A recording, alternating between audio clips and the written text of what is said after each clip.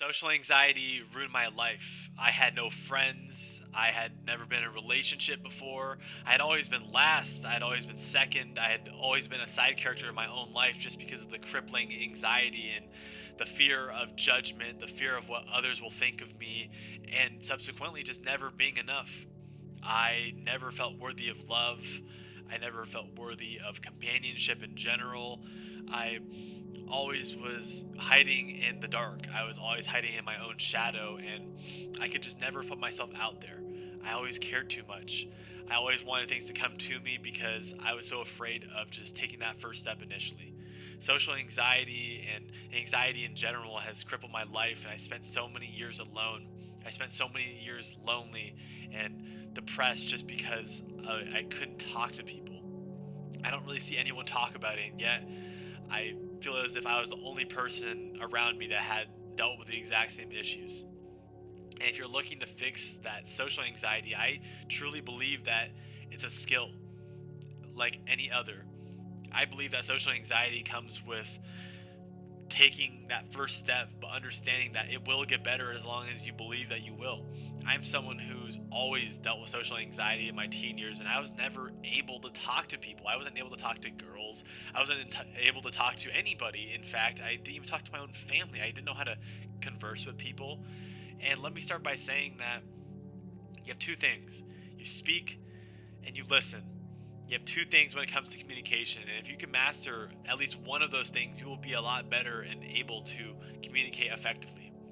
I'll get straight to the point.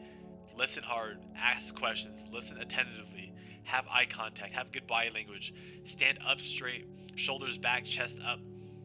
Be confident in your body language because body language in nonverbal communication is at least 50% of the communication given. You don't want to seem disinterested when you're talking to these people. You don't want to have your head down, your arms crossed, and your toes twiddling. You don't want any of that. You have to fake it until you make it, in essence, and you're going to be bad.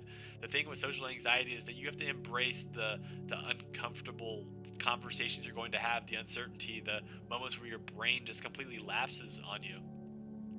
I think that a lot of it is getting repetitions in. I think that if you're a young teenager that struggles with social anxiety, you have to put yourself out there somehow, whether that be getting a job at a register or at a restaurant or somewhere where you can converse with people very often where you don't have to worry about it 24/7.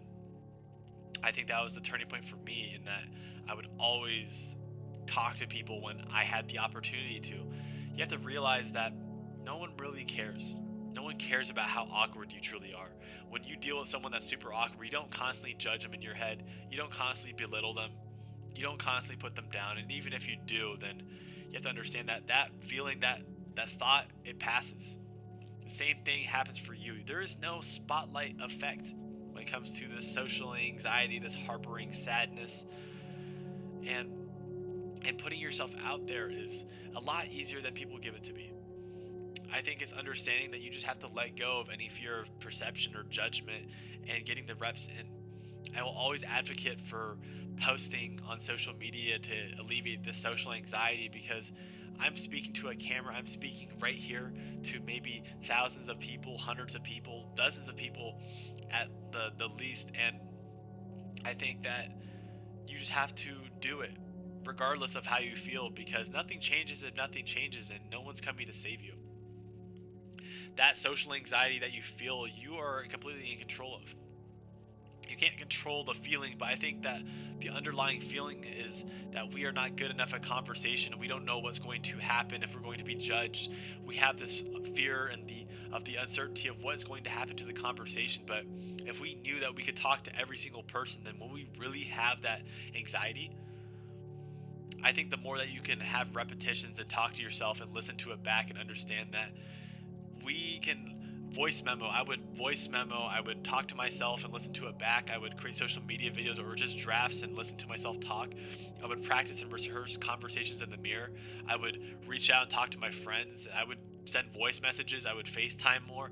I mean, I would really get these repetitions in. And if even if you have no one there, you have yourself. You have a platform. You have your phone where you can just rehearse. You can talk to yourself and over and over and over again. And those repetitions really build something. The ability to speak, the ability to listen to yourself back is such a great blessing that we take for granted, in that even if we have social anxiety, it passes. You just have to take that first step. You have to put your toe in the water to see, what is really around you. Social anxiety is not easy. I don't think anyone thought it was easy to break free from it, but you have to understand it's a process as if it was any other one. It's not easy, but I believe in you. Do it over time. Apply what I said for at least 6 months straight, and you will see results. Your crippling social anxiety will start to dissipate. You got this.